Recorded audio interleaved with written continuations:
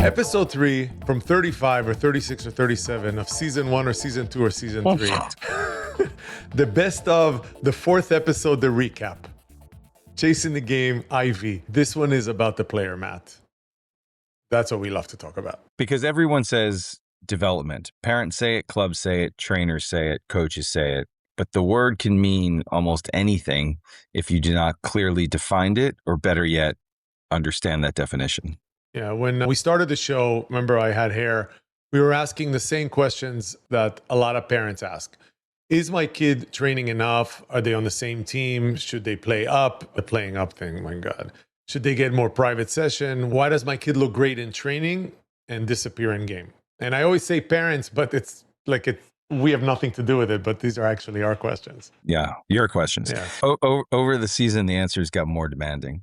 The guests kept pushing us away from appearances and toward transfer. Does the training transfer to the game? Wow. Does winning teach anything? Does winning teach everything?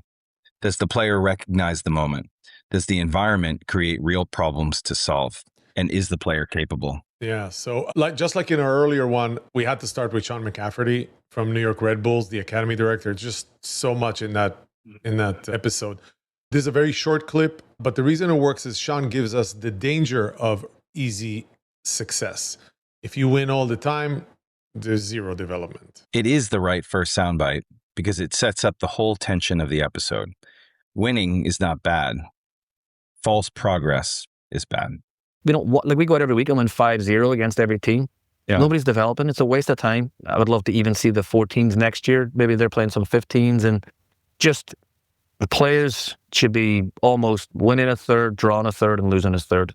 Just to face it, every type of emotion, adversity, success, because for me, that's development.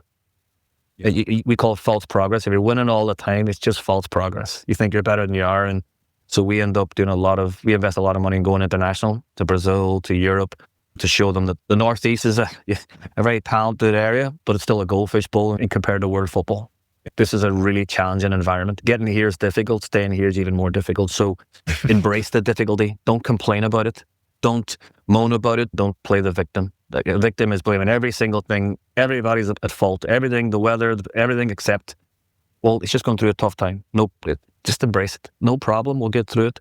And so we try and, again, not be victims. Matt, this is that fine line, right? It's the dangerous line for parents, us included. 1/3 lost is an acceptable loss ratio. I don't know. It forces us to ask, what are we here for? What do we want from this game? Is it about winning, or is there a little bit more behind that? I can't imagine the parents at MLS professional academies being satisfied with 1/3 loss percentages. Yeah. But we also did not want this episode to become anti-winning. That would have been too easy and also wrong. And competition is part of development. So later in the season, it was such a big one to end the season with. We got Juan Santamaria from Cedar Stars, and he brought in this completely lucid way of thinking about winning. It's not a dirty word. He gave us that missing counterweight. And this point is what drives us through. Yeah, and winning is very much part of development. The problem is not wanting to win. The problem is when winning becomes the only thing adults can understand. And this is something that Evan Rosenthal at Manhattan Kickers talked a lot about, and they work with kids at a very young age up through U12. Winning matters. Learning to win and caring about winning really matters. Here's Juan. Winning is part of development as well. You're teaching a person to compete and to want to win, but you can't be okay with losses. Happen. It's part of the game. So you lose, you learn a lot more when you lose than when you win, they say. But at the end of the day, winning matters because winning drives the individual, it drives the collective as well. It's just as you develop, you get older, you look at the sidelines as kids are younger, and we always say this, which kid is okay at 9, 10, 11 when you start looking is okay if you lose a game by 3 or 4 goals. If you start seeing a kid that's angry and he's frustrated, that's what I want to see, because wanting to win is part of life. It's part of life. You're going to go to job interviews later on in your life. You're competing. So you have to start early on and trying to be the best. It's just how it works. You have to want to win at everything that you do. You want to try to be the best. You want to compete.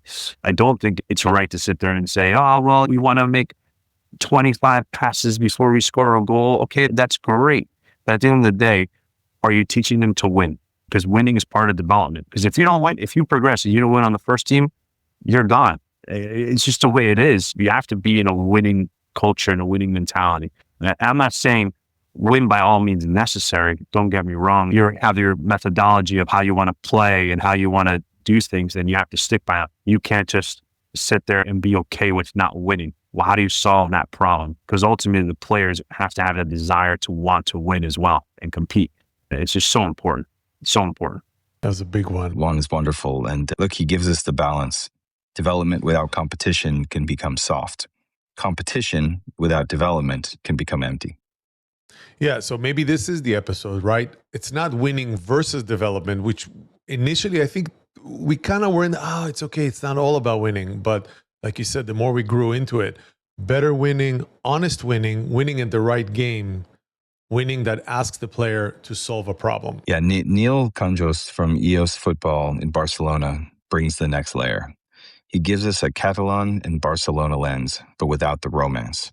The environment matters, but does not magically fix or make a player. We chose this clip because it punctuates the idea of the fantasy, right? Oh, I'm going to go to Europe, I'm going to play for Barca. Or there's another Disney world of soccer out there, but talent still has to be shaped.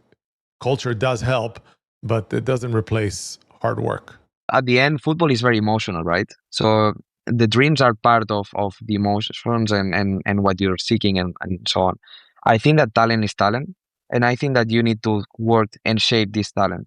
Do I think that the environment we have here in Spain, based on what I explained before, helps the talent grow? Of course, because it challenges the talent. If the talent is not challenged, then you don't grow the talent because it's enough. Whatever thing you do, it's going to be enough. When you come to an environment that it's more challenging because you have less time space, they're pushing you, you have less time to think, you have to be more precise, more accurate, and so on, then yes, you need to start doing different things. So usually what we see, because we've been also very lucky to have very strong talents from North America that are so good, they actually bring something different to the game here. They had to face these challenges, right? Families, what they were telling me is that we came here because he was not being pushed in a way that he is being here. Does it mean that anyone who is going to come here to Barcelona is going to become professional or, of course not. The percentage of players actually make it in Barcelona, it's probably the worst place possible because you also have more players trying it, right? And the level is higher. So Barcelona, for me, it's the best space to develop, yet it's one of the hardest to actually make it. Football is about experience. The more specific that your repetitions are during the trainings or your daily basis, then the easier it's going to be to transfer and relate to the game, right? So if you are at the end going to play in an environment that you're not going to have time and space to think and to execute, then how do you expect to perform at that level if you have not practiced that level before? So that's why I think that it's the system that sets the level here that the player here can develop. Another great interview you missed. Yeah, well, there's a theme here. Yeah, I mean, talk about reducing the fantasy. This brilliant soccer mind. Just you talk about the pendulum. As you start getting towards skill, right? It's executing those techniques based on situations, based on variables. As that pendulum swings more on the skill side, you get what I think gets a little bit misinterpreted, which is tricks. Skills are tricks, right? But it's like you can watch a player stand out. I mean, just receiving in pockets on both feet. And you're like, wow, that guy's technical. I mean, he's receiving based off of all the variables thrown at him, tight enough to turn, gathering enough information. His first touch isn't slowing down his thought process because he has enough. You got what I mean? He's bought a second or two because his touch was so clean. So I do think it's that foundational ability, right, to do what the game requires and the disposition to be skillful. For me, like I said, I can speak from my experience. I think a lot of it requires context. And I think a lot of it requires, and I think something that would benefit the parent is looking at the intent. Because the actual skill, I'm notorious for saying in my environment, like, I've had some amazingly technical players come through my program, and I've told them straight up, I'm like, I'm not super impressed with technique. Because technique for the sake of technique is just a matter of reps. It's the recognition of when to do the technique. So I always say the skill isn't the skill, it's the recognition of when to do the skill that really for me stands out, right? Because again, zooming out and looking at hard skills, I mean, kids can dribble the life out of cones these days, right? But if it doesn't translate, what are we actually doing? So as far as for parents, it's looking at the intent, right? Because there's a lot of variables. If you're moving up from a lower level team to a higher level team, are they still able to get to that point to try and do, like, have the intent to do that skill or that play, right? And if they're not, what are the factors that's missing? And I think ultimately, that's what a supplemental trainer should be able to help bridge that gap, right? Break it down like, hey, look, you're able to take those guys on. Your dribbling ability hasn't dropped. The problem is it takes you 3 seconds to get a hold of the ball. And at this level, you only have 1.5 seconds. How do we get these gifts? My God. Okay, I'll just say it very simply, but the skill is recognizing when to do something. That's the difficult skill. That's profound. Second episode in a row. Can the player see the moment? Can they choose the right action under pressure? Yeah. That is the bridge between training and the game. And I think, at least for me, it's something, once we had this discussion with Christian, that I can pay attention to, right? Understanding in the moment what the skill is or what the technique is, where you can beat a defender, something to understand and to watch for. That clip explains something every parent has seen. A player can look clean in a session and still struggle in a match because the session did not ask the same questions as the game. It's frustrating, right? Obviously, forget how the money you spend, the effort of being in these sessions and chasing it. Because a nice session, this has been an intense training. It's comforting, right? The cones, the touches, it all looks good. The video, the finishes, but I don't know. This is not what this is about. Yeah, Christian Gonzalez adds another piece. General practice creates general results. We chose this because it supports Silva without repeating him. More reps are not automatically better reps. We strive for clarity, right? I can't stress that enough. That's the only way kids learn and develop, by having clear messages. If you speak in an ambiguous way to kids in technical terms, that's what you're going to get. Look, I always say this to my coaches. I say this to players, parents, whoever will listen. Just because you do something a lot doesn't mean you're going to get better at it, right? We all drive a lot. And I know for myself, as I've gotten older, I've gotten worse, right? There's been no personal practice in driving for me, right? Like I started picking up the phone, like all sorts of things, right? It's just same thing in soccer, right? If you have a lot of general practices, you're going to get a lot of general outcomes. Wow. So I try to drive home being specific, and like when I show up, I'm talking to my coach, I ask him, what principle are you working on? What are we working on here?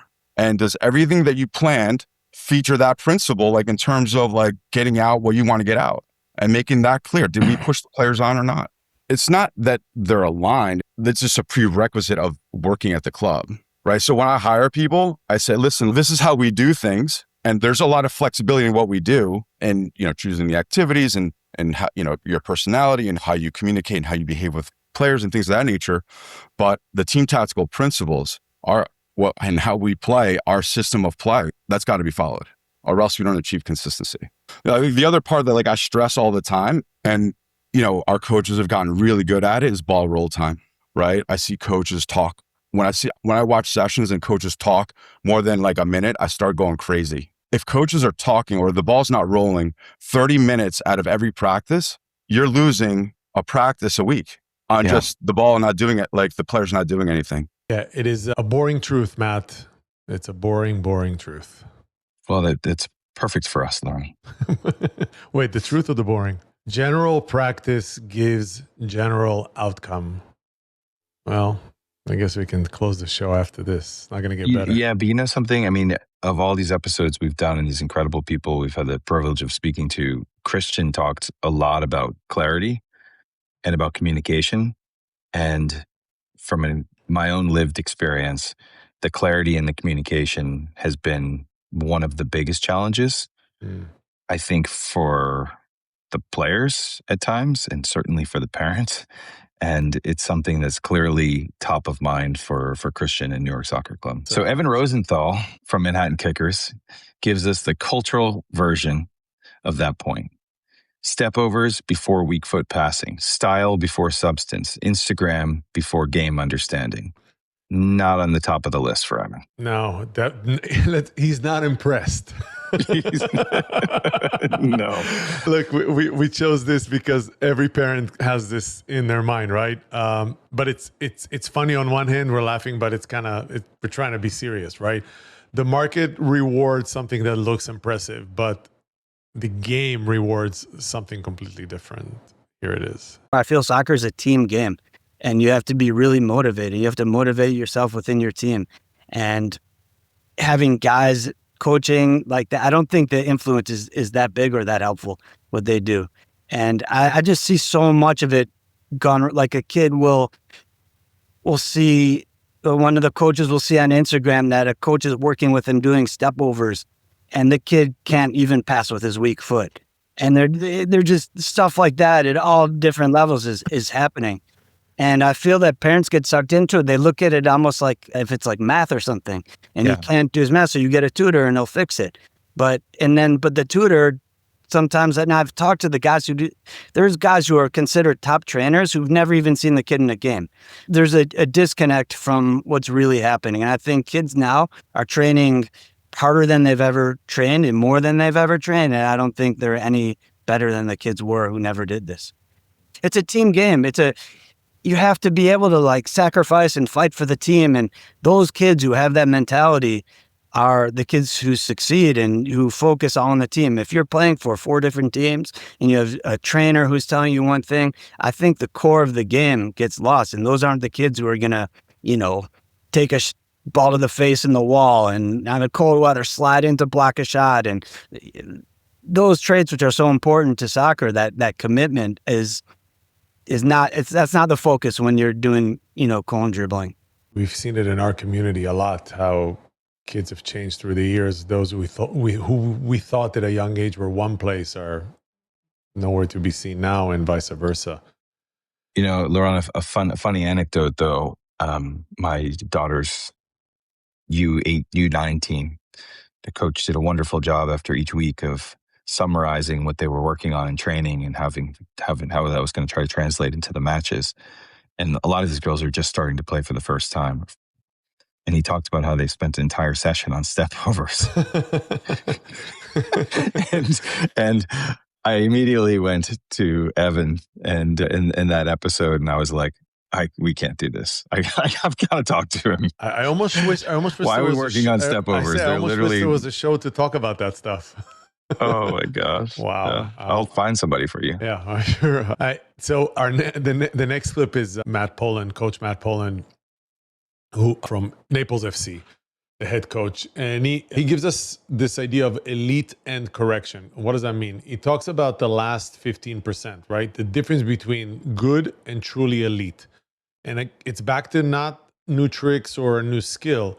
It's just about doing that action at that absurd level. Yeah, and Naples FC is not to be confused with Napoli.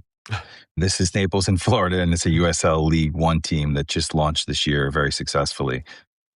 We chose this also because it humbles the highlight culture. The best players are often not doing more. They're seeing faster, choosing better, and executing cleaner. Don't think, though, it's like a magic 8-ball with a 16-year-old to be able to say, hey, he'll make it pro or not. One of the biggest things is, are they mentally going to enjoy the grind, which is 16 to 23 when they become a pro? And are they going to still have the love for the game and be okay sacrificing everything else in their life for this goal? And that gets really hard. Starts in high school. You don't get to travel on spring break. Then in the summers, you are just playing soccer and traveling to tournaments. And then in college, it's like, hey, you're sacrificing this, and this of your college experience just for this goal, understanding that only 1% is going to make it. And you see a lot of people drop. So it's not even like 16, can you be a pro or not? It's like, do you have the ambition? You look at the average player in the average game, the passes they make, there's a million amateur players that can make those passes. Besides like Messi, 85% of what he does on the field is not crazy. Now, Messi, the last 15% that he does is the best in the world, which makes him elite. But more often than not, he gets the ball, he plays 1-2 touch, and the ball just keeps moving. And so there's a lot of guys that watch the top level and they go, oh, I could play. I can make that pass. I could do it. I don't see that 15% of that special that player has. And they're not willing to work hard to become elite at that. And their mentality is like, oh, I can do the simple part of it, so I should be a pro. And they're not willing to sacrifice all those things. When I graduated college, I think I missed like 24 of my friends' weddings because I had games. I couldn't go. Christmas, I went home for 2 days because I had to train because I was trying to get my first professional contract. And a lot of people, when it comes down to it, don't want to sacrifice it, right? And I'm not saying it's right or wrong, but if you want to be a pro, you have to be willing to sacrifice it. It's not simple, Matt. People take it for granted, but it's actually the most complicated thing probably is to make the right decision under pressure. And the right decision is the simple one when you see it on TV or see it from the side, but in real time, it takes an enormous amount of work and dedication. Yeah. And this clip, it paired directly with Christian Silva. Recognition and execution. Simple actions under pressure. This is not basic. That is elite. And then we get to patience, because if development is real, it cannot only belong to the kids who look ready early. It takes a while for it to cook. Dr. Chris Platts gives us the risk of prediction. God, we bring so much to this, Laurent.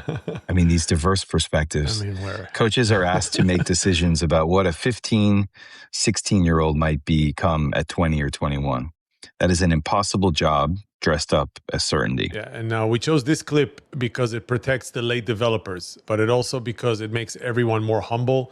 Parents, coaches, clubs, none of us can see the future, except maybe you. There's another element of this, which is the late developers, and this has become a real annoyance for me, that coaches are, this isn't their fault, coaches are asked to make decisions about players when they're 18 or when they're 16, or to an extent when they're 20. And what we're asking coaches to do is to predict the future. We're saying, how do you think that kid's going to turn out? He's 16 now. What do you think he's going to be like when he's 21? It's 5 years of development. I mean, you might not, there's so much more maturation to be done at that phase. So for me, the getting out on loan, and if I was in charge of a football club, if somebody was just being asked to go onto a working group at a Premier League club, but one of the things I'm going to say is, how strategically do we keep players in our system, be it out on loan, to give them a chance to be a late developer? Because making a call at 18 means you've either got to be a superstar and ready for first team football at 18, or we're going to let you go. So you're right. The chances of getting into a first team at 18 are tricky. The hardest part, I think, for the young players and their families is to understand risk and vulnerability. But if you look at the top players, they are the ones who are willing to risk, to be a bit vulnerable, to put themselves out there, to make mistakes, to learn from those mistakes, to go again. And that's where the psychology of it comes in. And this is where family needs to be such a tight unit so that they can support them through those vulnerable times. We visited a little bit in the part 1 of the best of the season 2, which is episode 37, called The Maze. But we talked about this a little bit. It's hard to recognize development, and thinking you're recognizing development still doesn't give you any sense of certainty. Which is why coaching matters so much. Not just the curriculum, the judgment, the ability to see the players in front of you and adapt. And arguably, I mean, when I listen to this clip again, I think about just the overall methodology, the strategy as it relates to late developers. Like, what's the willingness for a club at any level to really think about and work with late developers so that there's a plan in place for everybody where everybody benefits? Maybe we're in a hurry, Matt, right? Maybe we're in a hurry as a community, as in the United States, because of college or because the path supposedly splits at a certain age, is that if you're not a considered pro by what Dr. Platts just said, by 17 or 18, well, you're going to college or you're pretty much done. And it's very difficult from that point on to go pro. But in a way, if you think about how we grew up with soccer, I mean, I grew up in the European side of soccer, you weren't turning pro at 17. It just did not happen unless you were one or two of the best of the best. But there were no pro contracts given to 16, 17, 18-year-old kids at the time. That wasn't something normal. Maybe the word pro shouldn't even be used. Until you're at a certain point, or until a kid or a player is at a certain point. I mean, is that not a real core part of this issue? Like, doesn't this go back to what Chris Platt said in a different clip with us, which was understanding what the parent wants and what the player wants and what's realistic? Because, I mean, the fact that we're even using the word pro when less than 1% of players become pros. Yeah. And it's less than that at the highest levels, which is, back to another problem we've talked about, where kids talk about being a pro and then they realize that playing fourth division in the Netherlands is something that's very real and not necessarily playing, in the and Prem hard when and you're 18 hard. Really hard. Really hard. Yeah. Yeah, no, you're right. So, but we can't close this episode without talking about coaching. We're not going to give coaches a break. Jose Campos from Orlando City Academy, is going to close this episode, gives us a little bit of coaching humility. He talks about model. You can have a philosophy, a model, ask all the right questions, but not all players fit a certain model. And to help a player grow, if you're not seeing that, you're missing the point. Sometimes coaches want to play one way, but in their tryouts, they get 22 players. They have to pick 18, and you get what you get. And there's nothing wrong with what you get. But if you're trying to fit a square into a circle, it's not going to work. So if you have those 18 players in a pay-to-play model where you don't really have a lot of chances to scout or recruit, you should fit to them. You as a coach should fit to the players that you have. That would be my recommendation. In Orlando City, we don't. We have the luxury that we can scout, we can recruit, so we can have a style and bring the players who fit that style. But you don't have the luxury to recruit, to scout, and to bring whoever you want. You should look at who is in front of you and you adapt to them. And I think as a national team coach, what 11, style of play, formation, game model, everything fit these 11 guys. And depending on the generation, it might change. Spain is harder because the entire country plays that way. Plays that way. And it's a country culture, it's an identity. In Italy, very defensive, it's an identity. England, very transitional, it's a country identity. I don't think the US is so big that it's hard for them to have a country identity because soccer is still too young in this country and the country is too big. As I said before, you have too many cultures, too much diversity, that it's impossible to kind of generalize, okay, this is who we are. So I will adapt if I were the US national team coach, I will adapt myself to who are my 30 best players. Okay, they're Pulisic, they're Weah, McKinney. Okay, these are my guys. How can I fit them to make it work and then go with it? So be adaptable to them. Maybe what we need to do is just get all these incredible guests to just interview each other. I think what nobody needs is you and I. Because this just... I mean, we've heard that before. We did, yeah. And this episode proved it for sure. Look, Matt, this was a privilege to talk about it like that. And I think it showed how much has changed in us, right? It's our journey too as parents, and we hope to our listeners too. We started asking what makes a kid better, which was the simple question, but we ended up with very difficult answers. Yeah, I would say the change is theoretical though. I mean, I'd love to say it's real. I hope it's real in us. That is. We're getting there day by day. Listen, people, these clips are for you. They're not trying to dissuade you from the game or make you think that it's all bad and things are impossible. It's about us as parents educating ourselves to know what to ask, to know what to look for, and to always remember that we're surrounded by a community of those that really want our kids to succeed. Yeah, competition with purpose, winning that teaches, training that transfers, Recognition, not just technique. Simple action too. What is that? Yeah. Next week is the finale, the long game. After the maze, the costs, and the player, we ask the question, what are we really chasing? And after that, going on vacation. Matt, I'll see you in a week. Liron, you're the Same, best. brother. Bye.